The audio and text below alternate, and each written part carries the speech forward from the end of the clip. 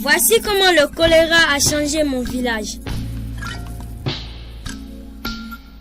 De petits germes de choléra invisibles se sont répandus dans la rivière. Si petits et si dangereux. Sans s'en rendre compte, des femmes ont apporté le choléra à la maison dans de l'eau. Les mouches transportaient le choléra sur leurs pattes. Les mains sales aussi.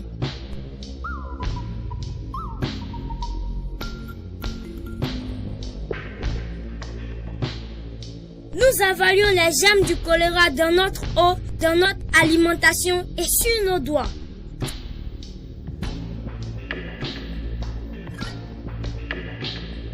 C'est arrivé si vite. Le matin, mon père était très malade.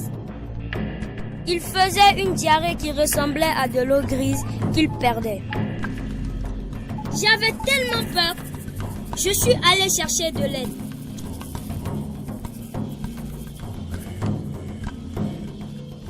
Je n'ai jamais été si vite à vélo. D'un coup d'œil, l'infirmière a su que c'était le choléra.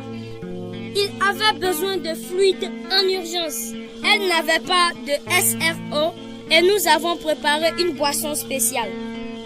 Nous avons rendu l'eau potable en la filtrant sur un tissu et en la faisant bouillir 1 minute. Nous y avons mélangé une demi-cuillerée à café de sel et 6 cuillerées à café de sucre par litre. Cela avait un goût de larmes pas trop salé. J'avais peur de voir mon père mourir, mais il s'est senti mieux.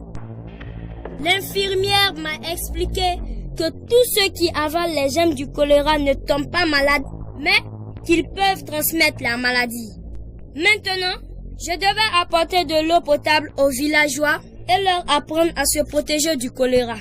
J'ai vu une fille porter de l'eau. J'ai dit qu'elle pouvait rendre l'eau potable en y ajoutant des gouttes de chlore et en attendant 1 demi-heure.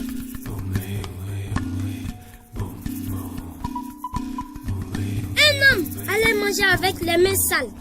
Je lui ai dit de toujours se laver les mains au savon et à l'eau propre après avoir été aux toilettes. Ce n'est qu'avec les mains propres qu'on peut manger en sécurité.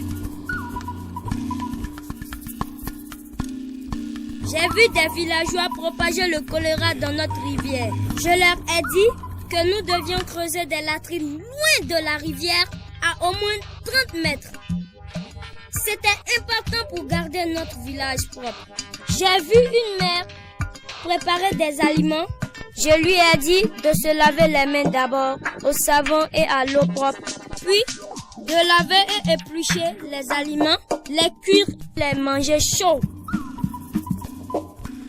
et les protéger des mouches. J'ai passé le mot dans tout le village et suis retourné voir mon père, heureux de voir qu'il allait mieux. Notre village a retrouvé sa santé. Maintenant, nous filtrons et faisons bouillir l'eau. Nous utilisons toujours les latrines et nous lavons toujours les mains après. La nourriture est à l'abri des mouches. Lavée, épluchée et cuite. Nous nous lavons toujours les mains avant de cuisiner et de manger. Nous avons mis notre village à l'abri du choléra. Passez le mot. Votre village peut être en sécurité du choléra.